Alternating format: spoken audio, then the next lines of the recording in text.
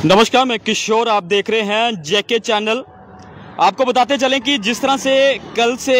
जम्मू कश्मीर के जो हालात बने हुए हैं, देखिए कुछ देर पहले जो जम्मू कश्मीर चीफ मिनिस्टर अमरुल्लाह साहब हैं वो कश्मीर से जम्मू के लिए रवाना हुए हैं। जिस तरह से आपने साफ तौर पर देखा कि रात के समय किस तरह से पाकिस्तान की तरफ से जो है वो ड्रोन से जो हमले किए जा रहे थे, लेकिन हमारी भारतीय सेना द्वारा उन ड्रोन हमलों को जो है वो विफल किया जाता है। लेकिन देखिए ये तस्वीरें हम आपको NH-44 जखैनी चौक से दिखा रहे हैं कि कुछ देर पहले जो चीफ मिनिस्टर अमरुल्लाह साहब हैं, जिस तरह से उनकी तरफ से ये अपने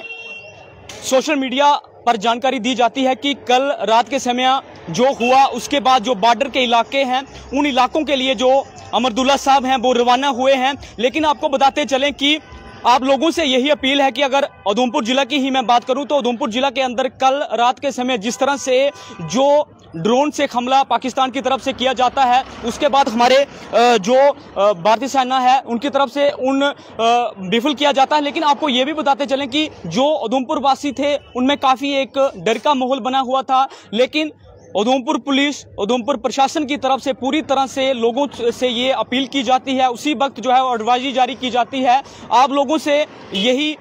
अपील की जाती है कि रात के समय जो घर की लाइटें हैं उनको बंद रखें। और जिस तरह से हमने देखा कि रात के समय किस तरह से जो दुकानदार, जिस तरह से रेस्टोरेंट खुले थे, उनकी लाइटें जो हैं वो खुद SHO उधमपुर हैं उनकी तरफ से वो खुद बाहर निकलते हैं, तो उनकी तरफ से लोगों को जो है वो रात के समय जागरूक किया जाता है। लेकिन आप लोगों से यही अपील रहे कि किसी तरह से जिला प्रशासन की तरफ से या पुलिस प्रशासन की तरफ से एडवाइजरी जारी की जाती है तो उसका पूरी तरह से जो है वो पालन करें। अभी सुबह सुबह हम आपको इसलिए बड़ी खबर दे रहे हैं कि जो खुद जम्मू कश्मीर चीफ मिनिस्टर अमरुल्लाह साहब हैं वो बाई रोड जो है वो कश्मीर से जम्मू के लिए निकले हैं। और जितने भी इलाके हैं बॉर्डर के आसपास, जिस तरह से रात के समय से आप देख रहे हैं कि किस तरह से कुछ इलाकों के अंदर जो है वो फायरिंग हुई और इस तरह से जो पाकिस्तान की तरफ से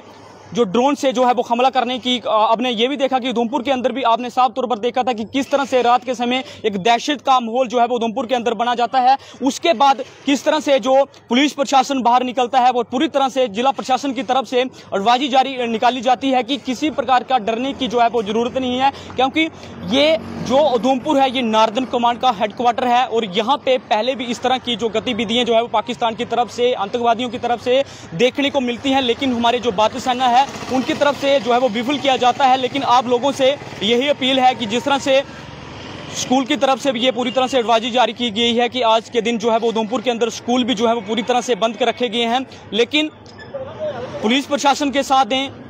एडमिनिस्ट्रेशन का साथ दें, क्योंकि जिस तरह से हम देख रहे हैं कि जो हालात हैं वो जम्मू कश्मीर के जो हैं वो ख़राब होते हुए नज़र आ रहे हैं। लेकिन फ़िलहाल अगर उधमपुर ज़िला की ही मैं बात करूं तो सुबह से हम ये देख रहे हैं कि खुद जो SHO उधमपुर है उनकी तरफ से पूरी तरह से मार्केट का ये दौरा किया जा रहा है, लोगों को समझाने का। रात के समय भी जो है वो लाउड स्पीकर के माध्यम से लोगों को